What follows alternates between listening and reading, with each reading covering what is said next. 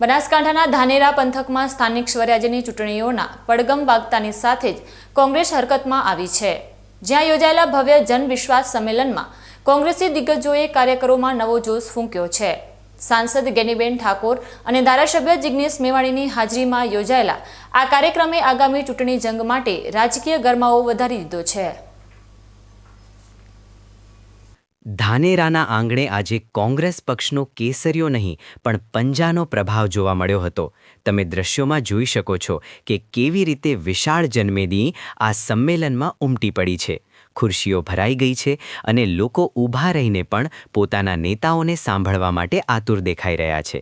મંચ પર બનાસકાંઠાના લોકપ્રિય સાંસદ ગેનીબેન ઠાકોર, વડગામના ધારાસભ્ય જિગ્નેશ મેવાણી, પૂર્વ ધારાસભ્ય ગુલાબસિંહ રાજપૂત, નથાભાઈ પટેલ અને જિલ્લા કોંગ્રેસ પ્રમુખ જયેશભાઈ સોલંકી જેવા દિગ્ગજ નેતાઓ બિરાજમાન છે।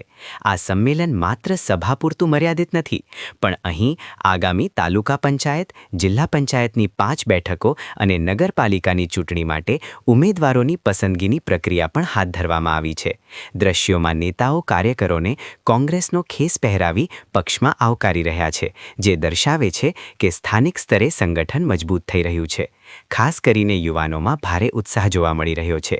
ચૂંટણી લડવા ઈચ્છતા દાવેદારો પાસેથી ફોર્મ ભરાવીને તેમની વિગતો એકત્ર કરવામાં આવી રહી છે। ગેનીબેન ઠાકોરે મંચ પરથી આક્રમક અંદાજમાં વહીવટીતંત્ર અને ખાસ કરીને પોલીસ વિભાગને ટકોર કરી હતી।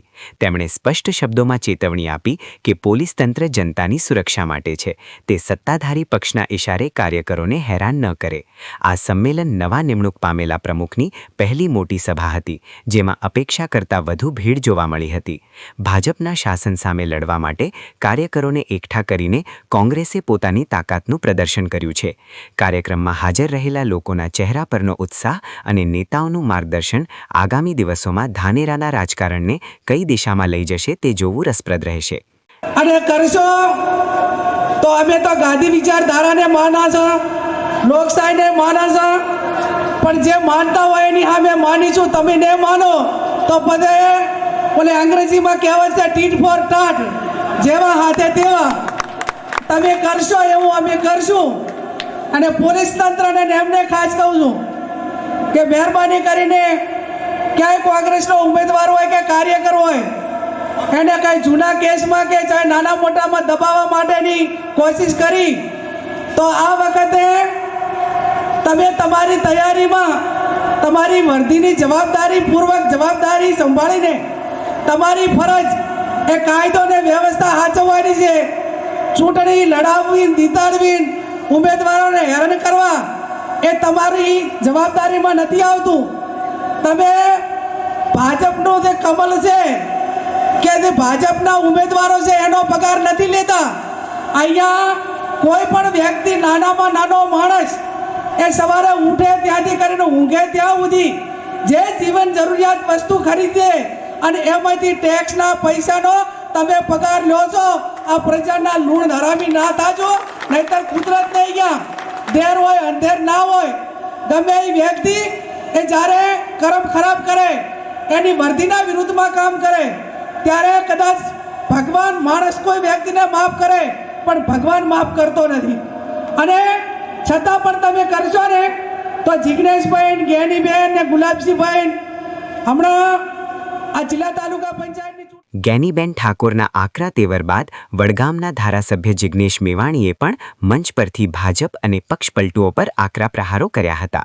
મેવાણીએ કાર્યકરોને આહ્વાન કર્યું કે જે લોકો પક્ષ સાથે ગદ્દારી કરીને અન્ય પક્ષમાં જોડાય છે તેમને જનતાની વચ્ચે ખુલ્લા પાડવા જોઈએ।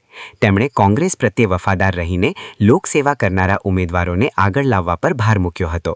આ સંમેલનમાં અનેક સ્થાનિક આગેવાનોએ વિધિવત રીતે કોંગ્રેસનો ખેસ ધારણ કર્યો હતો, જે પક્ષ માટે સારા સંકેત માનવામાં આવે છે।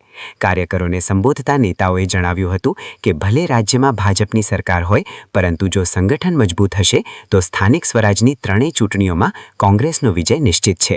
ઉમેદવારોની પસંદગીમાં પારદર્શિતા રહે અને પાયાના કાર્યકરને ન્યાય મળે તે માટેની ખાતરી પણ નેતાઓ દ્વારા આપવામાં આવી હતી. સમગ્ર ધાનેરા તાલુકામાંથી આવેલા કાર્યકરો આ સંવાદ અને આહવાનથી પ્રભાવિત જોવા મળ્યા હતા. હવે જોવાનું એ રહે છે કે આ જન વિશ્વાસ સંમેલન ખરેખર મતપેટી સુધી કેટલો વિશ્વાસ જાળવી રાખે છે અને કોંગ્રેસના આ દિગ્ગજોની અપીલ ધાનેરામાં કેવું પરિવર્તન લાવે છે. અને થરાદમાં અને બનાસકાંઠામાં તો આમનો મેળ પડતો જ નથી. આ એક એવો ગઢ અને કિલ્લો છે જેનો કાંકરો પણ ખરતો નથી. એટલે શું કરશે? આ દેશની માટીને, આ દેશની ધરતીને લૂંટીને જે કરોડો અરબો ભેગા કર્યા છે એના બંડલો તૈયાર રાખશે. બોલ ભાઈ, તાલુકા ડેલિગેટ, જિલ્લા ડેલિગેટ તારે કેટલા જોઈએ? આનો ધંધો ના થાય એની ખાલી તકેદારી રાખવાની છે. અને જે પણ માણસ આ ધંધો કરે, પક્ષ પલટો કરે, એના ગામની બજાર વચ્ચે એટલી વખત ગદ્દાર કહેજો કે એનો દીકરો ધાનેરાની બજારમાં નીકળે ત્યારે આખું ધાનેરા કહેવું જોઈએ કે આનો બાપ ફૂટી ગયો પેલો ગદ્દાર. શું ડીસાની બજારમાં, વડગામની બજારમાં, ધાનેરાની બજારમાં જે પણ પક્ષ પલટો કરીને સામે જાય તો એને એટલી વખત ગદ્દાર કહેજો કે એના છોકરાને કે તારો બાપ ફૂટી ગયો, લે ગદ્દાર નીકળ્યો, તો જરા ચોરોનો શરમ આવે. હવે એકાદ કોઈ બચ્યું હોય તો, બાકી એવું થવાનું નથી.